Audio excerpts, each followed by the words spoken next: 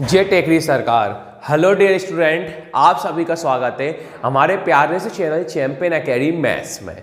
Dear student, आज की video में पढ़ेंगे डे 77 का पार्ट सेकेंड प्रश्न वाली 13.2 का पृष्ठ कौन सीखेंगे अपन, उदाहरण नंबर 5 अपन सीखेंगे। ये बोर्ड एग्जाम के लिए काफी इंपॉर्टेंट क्वेश्चन है। और डियर स्टूडेंट, अगर आप सभी ने मेरी वीडियो डे 1 से लेके डे 76 तक मेरी वीडियो नहीं देखी हो तो मैं आप सभी के लिए डिस्क्रिप्शन प्ले लिस्ट की लिंक दे दूंगा। अगर आप प्ले लिस्ट की लिंक पर क्लिक करते हो तो वहां से डे 1 से लेके डे 76 तक सिंपल मेरी वीडियो अपन हो जाएंगी, वहां से मेरी वीडियो कंटिन्यू आप देख सकते हो। अगर आप चैनल पर फर्स्ट टाइम आए हो तो प्लीज चैनल को लाइक करना, शेयर करना, सब्सक्राइब करना। आज का टॉपिक करते हैं अपन स्टार्ट। देखिए डियर स्टूडेंट, आपसे प्रश्न क्या बोला है, विद्यार्थियों के एक समूह द्वारा एक मोहल्ले के 20 परिवारों पर किए गए संरक्षण के परिणाम स्वरूप विभिन्न परिवारों के सदस्यों की संख्या से संबंधित निम्नलिखित आंकड़े प्राप्त हुए हैं। यानी क्या है, विद्यार्थी हैं, उनका समूह है, मोहल्ले में 20 परिवार हैं, उनका सर्वेक्षण हुआ, परिणाम निकल के आया, परिवारों की सदस्यों की संख्या है, उनसे संबंधित आंकड़े प्राप्त हुए हैं। आपको परिवार माप दे रखा है 1 से 3, 3 से 5, 5 से 7, 7 से 9, 9 से 11। और आपको परिवारों की संख्या दे रखी है 7, 8, 2, 2 और 1। आपको इन आंकड़ों का बहुलक ज्ञात करना है। आपको ये परिवार माप और परिवार की संख्या दे रखी है, इससे आपको बहुलक आपको ये ज्ञात करना है। तो अपन करते हैं। सबसे पहले आप लिखोगे दिया है, क्या लिखोगे आप, दिया है। फिर आपके अलग कॉमा लगाओगे। अब जो आपको एक बॉक्स बनाना है, अब आपको लाइन याद भी करनी है। मैंने टाइपिंग में डायरेक्ट टाइप करा दी है, अगर मैं लाइन लिखता तो काफी लॉन्ग वीडियो बन जाती है। ये लाइन याद करनी है।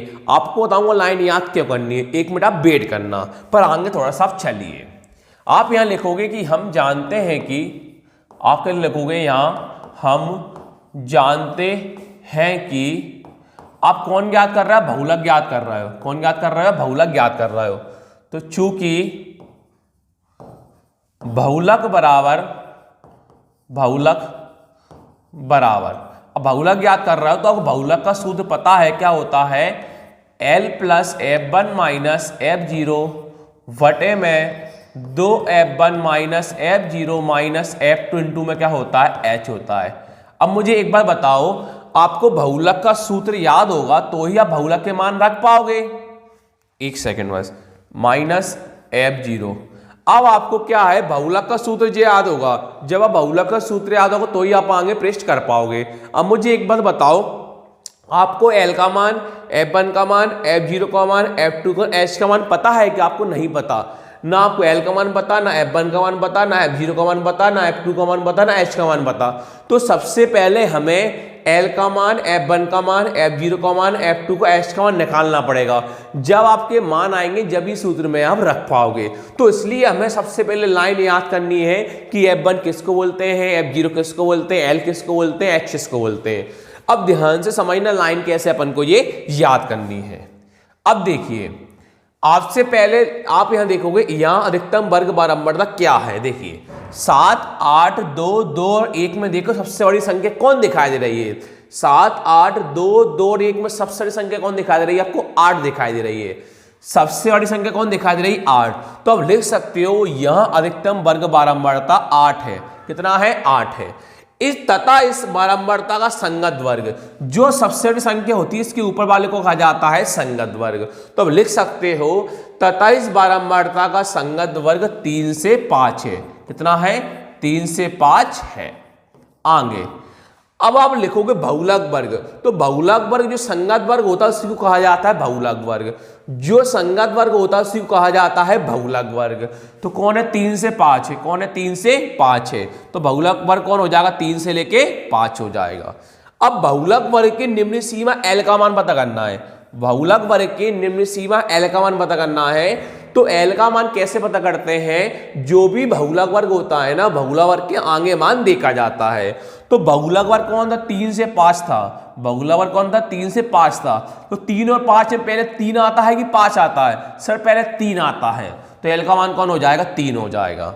अब बहुलक वर्ग की बारंबारता, तो बहुलक वर्ग 3 से 5 था, इसकी बारंबारता कौन है 8 है।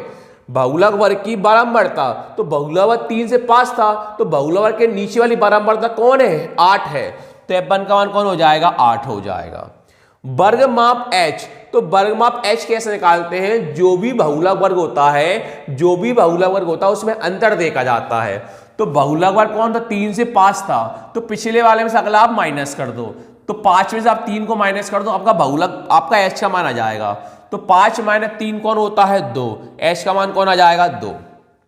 बहुलक वर्ग से ठीक पहले वाले वर्ग की बारंबारता, ठीक पहले वाले बहुलक वर्ग 3 से 5 था, इसकी बारंबारता 8 थी, 8 से पहले वाली, तो 8 से पहले कौन आता है 7 आता है, f0 का मान कौन हो जाएगा 7। बहुलक वर्ग के ठीक बाद में आने वाली वर्ग की बारंबारता, ठीक बाद में आने वाली बारंबारता, तो बहुलक वर्ग 3 से 5 था, बारंबारता 8 थी, 8 से आने वाली, तो 8 के बाद कौन आएगी 2 आएगी, तो f2 का मान कौन हो जाएगा 2 हो जाएगा।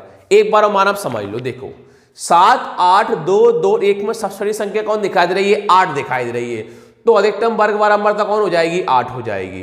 तथा इस बारंबारता का संगत वर्ग 8 के ऊपर कौन है 3 से 5 है, तो संगत वर्ग कौन होगा 3 से 5 है। अब जो संगत वर्ग होता है वही कहा जाता है बहुलक वर्ग, तो बहुलक वर्ग कौन होगा 3 से 5, तो बहुलक वर्ग कौन होगा 3 से 5। बहुलक वर्ग की निम्न सीमा l का मान निकालते हैं जो भी बहुलक वर्ग के आगे होता है, तो 3 और 5 के आगे कौन है 3 है, l का मान कौन होगा 3 होगा। बहुलक वर्ग की बारंबारता f1, तो जो भी बहुलक वर्ग की बारंबारता है, बारंबारता कौन है 8 है, f1 का मान कौन होगा 8 होगा। वर्ग माप h कैसे निकालते हैं, जो भी बहुलक वर्ग होता है उनको पिछले से अगला माइनस कर दो, 5 माइनस 3 कौन होगा 2, h का मान कौन होगा 2। बहुलक वर्ग से ठीक पहले वाले वर्ग की बारंबारता f0, तो बहुलक वर्ग कौन था 3 से 5 था, इसकी बारंबारता कौन सी 8 थी, 8 से पहले वाली, तो 8 के पहले कौन है 7 है, f0 का मान कौन होगा 7। बहुलक वर्ग के ठीक बाद में आने वाली की बारंबारता, तो बहुलक वर्ग 3 से 5 था, 8 था, 8 के बाद में आने वाली, तो 8 के बाद कौन आ रहा है 2 आ रहा है, f2 का मान कौन होगा 2। आपने सभी के मान निकाल दिए हैं, बस केवल आपको बहुलक में आपको सूत्रों को रखना है, तो अपन रखते हैं।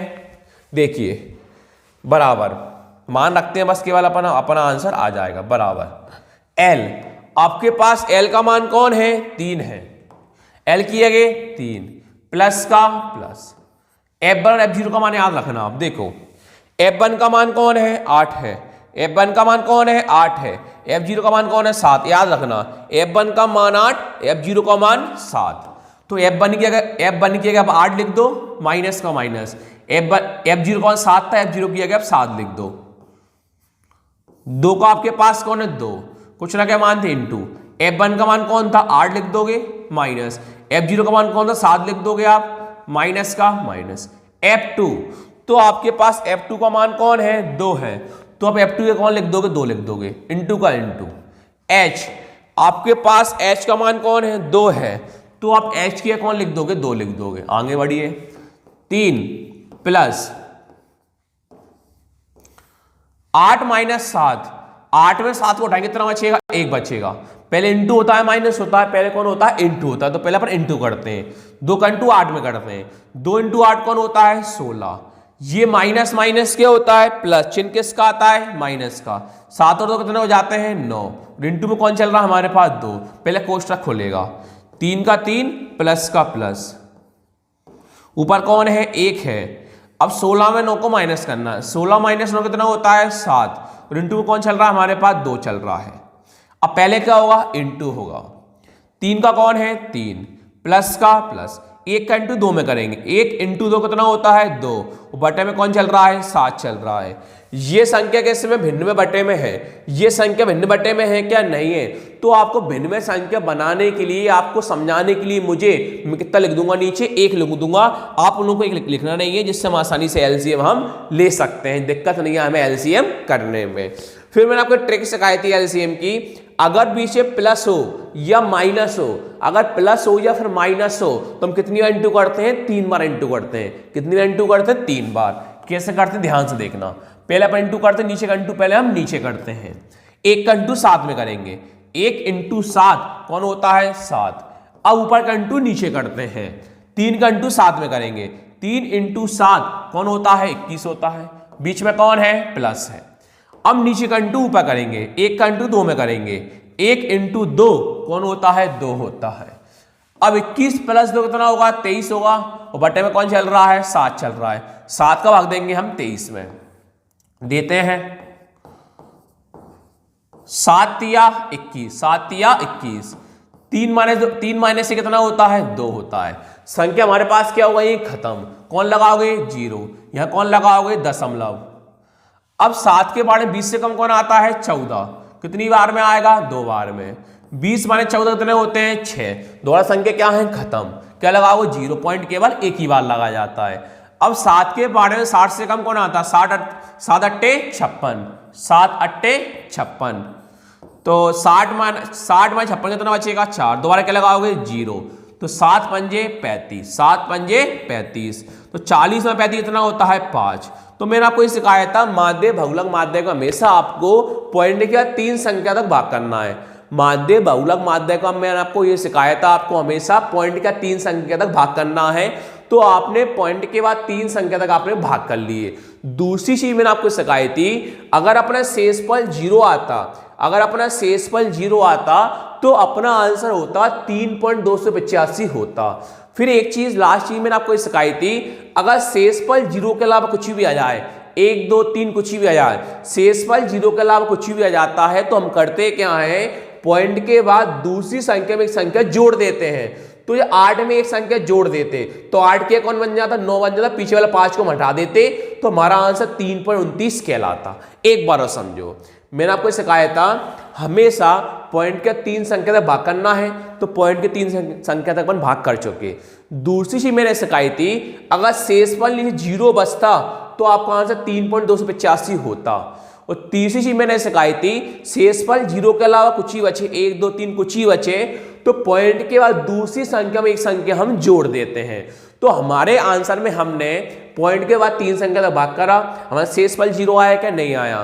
तो शेषफल 0 के अलावा कुछ भी आ जाए तो पॉइंट के बाद दूसरी संख्या में एक संख्या जोड़ देते हैं। तो 8 के कौन बन जाएगा? 9 बन जाएगा। पीछे वाले 5 को हम हटा देंगे तो आंसर कौन होगा हमारा? 3.29। कौन होगा? 3.29 होगा, 3.29 होगा। और हम कौन ज्ञात कर रहे थे? इन आंकड़ों का बहुलक, इन आंकड़ों का बहुलक। तो लास्ट में लिख सकते हो अतः इन आंकड़ों का बहुलक, इन आंकड़ों का बहुलक, इन आंकड़ों का बहुलक कौन है? 3.29 है, 3.29 है। Thank you.